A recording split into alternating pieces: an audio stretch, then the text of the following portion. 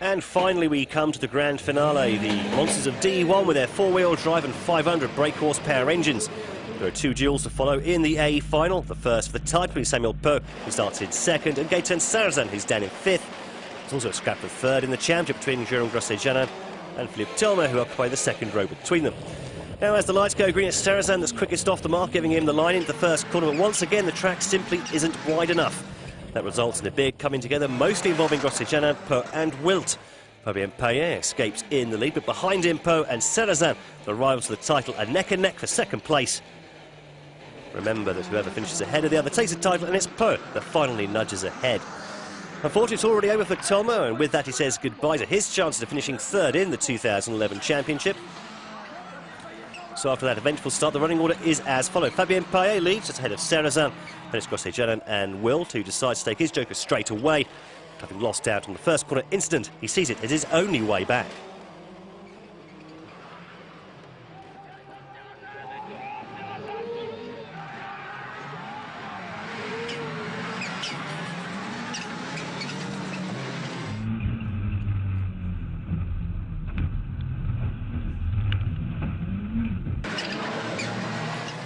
From the start of the second lap, our leader Fabien Paillet begins to manage his lead over Samuel Peu, who's still under threat from Gaëtan Sarrazin. That sparks a duel between the two 207s that lasts another 2 laps.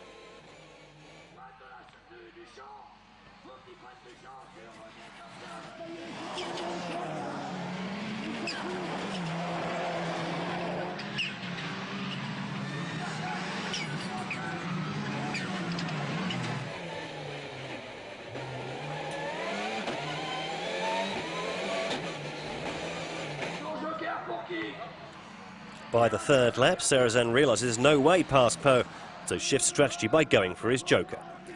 It's a good idea too, as he comes back out in third place, just ahead of the C4 to Christophe Wilt, who's struggling to shake off the attentions of Grosset-Janin.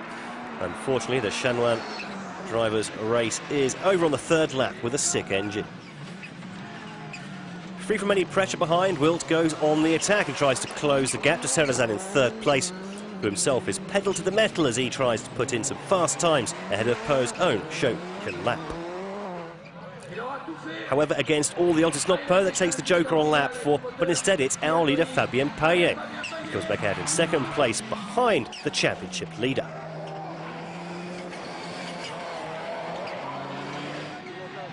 Samuel Peu at the head of the race continues to attack, trying to eke out a sufficient gap over Gaëtan Sarrazin. And all that effort came good as well, because when Peu took his joker on the 5th lap, he may have emerged behind Paillet, but much more importantly for the championship, ahead of Gaëtan Sarrazin.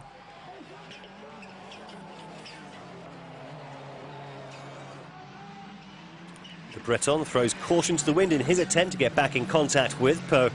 The championship leader remains on track and focused on controlling the advance of his rival over the last lap of the race.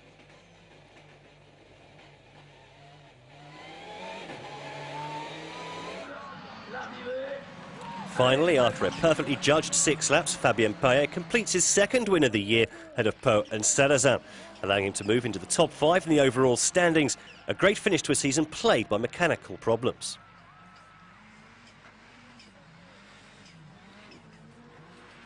On fait vraiment un week-end super, comme on n'en a jamais fait, je pense.